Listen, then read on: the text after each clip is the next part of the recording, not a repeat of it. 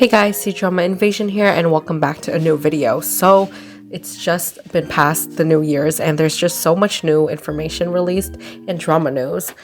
So let's just jump on into it.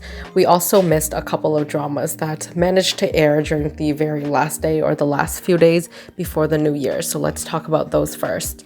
Make sure to subscribe and turn notification bells on since I have many upcoming videos, especially if you're into the Chinese fashion galas. And the next video for the C-Drama News updates is going to be one about all of the posters that they recently released for the New Year's, and I'll be summarizing those dramas that will be upcoming and basically confirmed to air this year. First drama that managed to squeeze itself in the last 2 days before the year end was Wonderful Time. This is a Youku drama. It has 40 episodes and it's a mystery romance drama starring Mengshi and Rain Wang. This drama was actually filmed in 2018 but finally got to air this year, and it's a drama about a man who is looking for his missing older brother. He ends up meeting the female lead, who he's convinced to be one of the last people remaining that met the brother.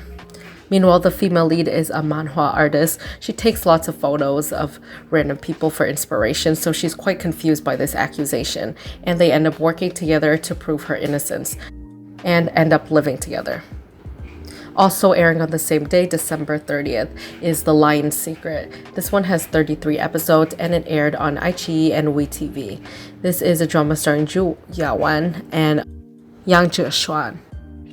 It's a rom-com action business drama, and it's a web series with a love-to-hate relationship and contract marriage trope.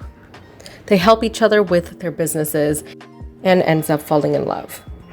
Last but not least, on January 3rd, it was announced that As We Wish will air on Mango TV. This drama has 30 episodes.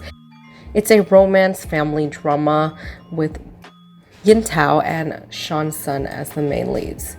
It's about a successful businesswoman who's known for her ability to strive even in difficult times. Meanwhile, her husband is just a typical IT employee. This is a drama about family and marriage and how these two overcome their differences in difficult times together. Next, let's move on to recent cast announcements and drama productions. First, we have an anthology film. This is called No Spring Wouldn't Arrive, starring Zhang Yue, Yin Fang, Song Jia, Song Xiaobao, and Zhang Yecheng. This is a drama following multiple main leads and multiple different stories about how different families, couples, and people in general react to the current poster release. It looks like it's going for a more upbeat and heartwarming tone rather than a more depressing one. Now to the dramas that recently held their booting ceremonies, and not too much information is out on this, including summaries.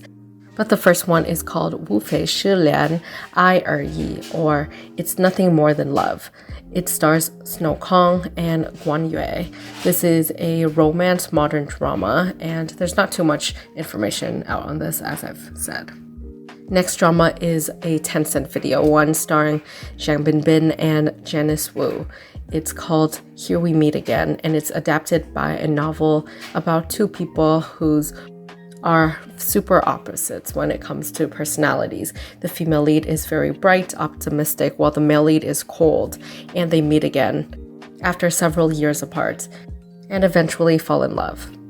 Speaking of Binbin, his upcoming Shansha romance drama, Song of the Moon, released another new poster for the holidays. It's a drama starring Binbin and Shulu. Shulu is a girl who is an heiress, but she unexpectedly gets involved with immortals and demons. She ends up exchanging and making a deal with Binbin's character, which will change her life forever. iQIYI has been teasing this one for a while now, and it seems like it will air in January.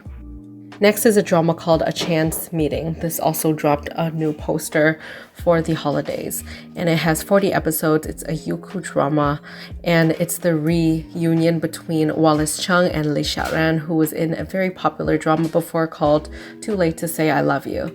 This is a romance melodrama about lovers who reunited. The female lead is a poor and hardworking mother who's trying to do all she can to save her son's life. by making enough to pay for his heart surgery. And meanwhile, the male lead is a heart surgeon who decides to make a surgery funding project to help children with heart diseases. He eventually meets the female lead after he chooses her son as his first patient. And overall, it's a story about natural illnesses, recovery, and healing. The Wind Blows From Longxi, a very highly anticipated S-tier iQIYI drama, released new photos of Bai Yu, Chen Kun, and other cast members. This is a historical mystery political war drama with hidden identities, investigations, and basically scheming and war between three kingdoms. Love Like the Galaxy starring Wu Lei and Zhao Lusi, which wrapped up filming last week, recently dropped some new photos of Wu Lei in costume. Some other dramas that recently released new posters, which I won't fully cover every single one, but majority of it will be in the next episode, in episode 80, since I'm still trying to cover the Golden Roosters and the best dress of that too, so it'll be too long. But we have Miss Cupid in Love. This is a Youku web drama shansha, starring rookie actors Tian Shiwei and Cao Yuchen. They released a poster and it revolves around a bright and quirky matchmaker and a 1,000-year-old immortal who descends from heaven and disguises himself as her fiancé. The other drama that finally has a title is called My Sassy Princess, and this one stars Zheng Yecheng and Yuan Bingyan. It's a story about a spoiled princess who meets a martial artist and they embark on a journey to solve various cases. The drama Never Too Late didn't release a new poster, but they did officially confirm that their rumored cast, which was Wang Ziwen and Bai Jingting, is the main leads of this drama. It's supposed to be a web series about people and their lives in the business world. Last but not least is South Wind Knows My Mood, which released a new poster of Cheng Yi and Zhang Yue. This is about a doctor and a botanist who meets over many humanitarian projects. Finally, let's talk about the 34th Golden Rooster Awards and their different looks. So I won't be covering everyone, just the main actors and actresses that stood out to me. First off, we have Zhang Yue in an almost bridal-like gown. This seems to be a very popular trend at the end of this year, especially with this awards and the next one, which I'll cover in a different video. After that, we have Gina Jin, and she's in this gold fitted dress with a V-line showing off her body. Some actresses wore two looks, while other actresses only had one main look. The next person is Wu Xuanyi with two dresses. Both had multiple patterns and had this blue and white color scheme. Do you prefer when actresses switch up their looks and they're completely contrasted? Or do you like it when it's kind of like Wu Xuanyi, where there's kind of some similarities with the patterns or the color palette? A good example of someone who did two contrasting looks is Jelly Lin or Lin Yun, who wore this white and super airy bow dress. It's almost like a see-through vibe if you look closely. And the other one is a very vibrant pink, which gives a whole other feeling to it and isn't as coordinated or similar in style as Wu Xuanyi's look. We have Nini's two outfits. One is a more fitted classic black dress with some jewels and bling bling on the back, and the other one is a black gown with a neon green glitter top. What I love about Nini is, of course, I really like her style, but she literally has a model's body, and I feel like even with more simple outfits, she looks so good in them. Her stylist is really good, as well as her makeup team. She looks natural, and her hair and makeup is done with neutrals that just make her look really elegant. Next is Guanxiao Tong in a princess pink styled dress.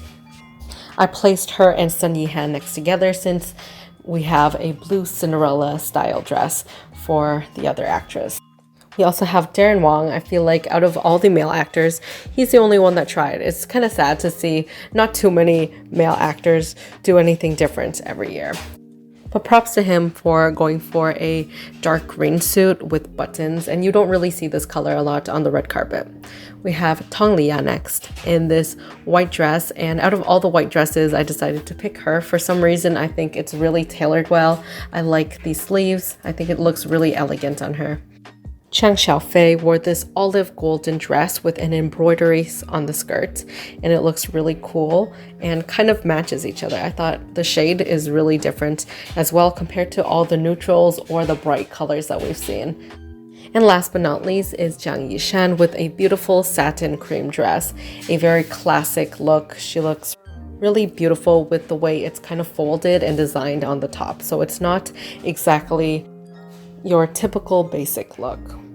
And I saved my favorite look for last, and it's Guanxiao Tong's big golden dress.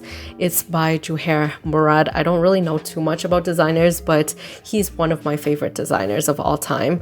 He's best known for his glam looks, and she looks great. It's big, it's bold, and it's actually what I've been looking for at the end of the year. However, I feel like this year there's more of a laid-back tone to it, and everyone's in more classier gowns and dresses rather than full-on glam. Let's end things off with 4 people who reunited. So the first 2 is Ho Minghao, or Niu Hua, and his Cambrian co-star Guanxiao Tong.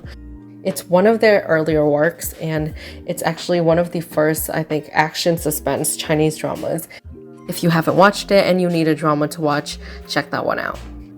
Lastly is Guanxiao Tong and Xueer showing off their friendship in super cute snaps. I think they did like a little hangout together, and they compared themselves to Patrick and SpongeBob.